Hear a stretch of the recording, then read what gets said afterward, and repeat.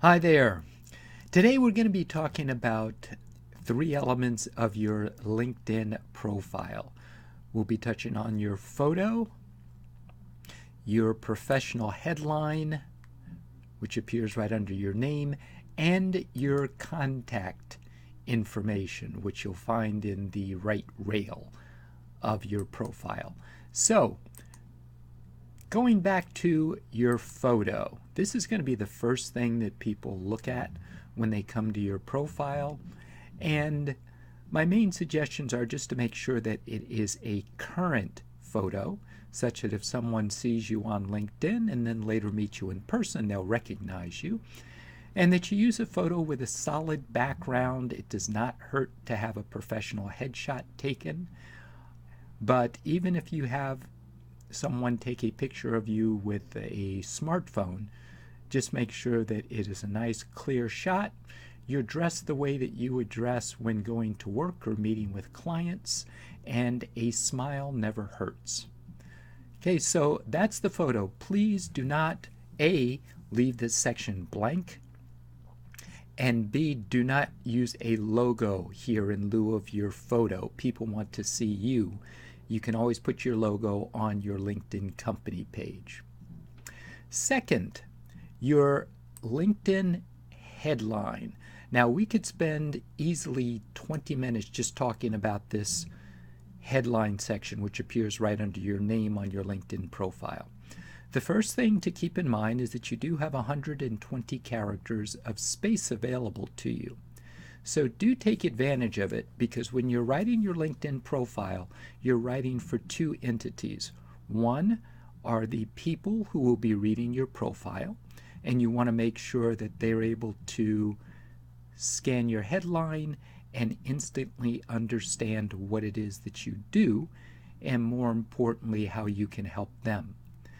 Now, the second entity that we're writing for are the search engines, particularly if you are in the job search mode, because recruiters, hiring managers search by keyword when they're searching LinkedIn, so that you want to make sure that your relevant keywords appear in your headline, because that's the first area after your name that the search engines are going to index on your LinkedIn profile.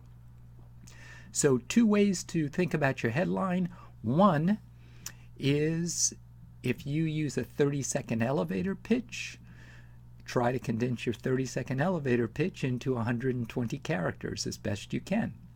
I know it's easier said than done, but that's one way to look at what you should put in this headline. Another way to look at it is if someone were doing a Google search for what you have to offer, what keywords would they type in to Google? And those are some of the keywords that you should be including in your LinkedIn headline. In most cases, I do not believe your title is critical to have in your headline, because people can quickly scroll down your profile and look at your title. In most cases, it's not important to have your company name in your profile, because they can go right here and look for your company name. So take advantage of this space for a value statement about what you do and who you help and how you help them. Last, your contact information. Over here on the right, it's important to go ahead and take the time to fill this out. Let me bring this back here. So LinkedIn does give you space for 3 websites. One thing that I would suggest when you're putting in your websites is you have the options here of choosing personal, company, blog, RSS feed, and portfolio, and other. My suggestion would be that you choose other rather than personal or company, because what it does is it gives you the option to type out the name of your website. If I select company, watch what happens to this field. So let me go over here. Let me select company. And you notice that this field down here disappears. So what the viewer will just see is company and then the URL. So selecting other just gives you a chance to be more specific about exactly what website you're taking people to. Now, the other thing that I suggest is that if you work for a company, I suggest that you add both your company email and a personal email address into LinkedIn. Now, only one, your primary, is actually going to appear on your profile. And I would suggest that that be your company or business email.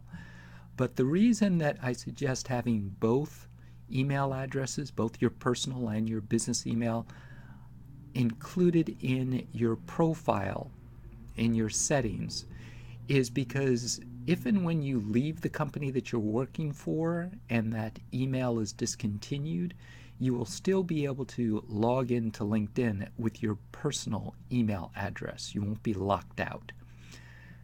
Okay, other contact information. If you use Twitter for business, I suggest go ahead and put your Twitter handle in here. You notice I did say if you use it for business. So that's a judgment call, but just be aware that you can include your Twitter handle.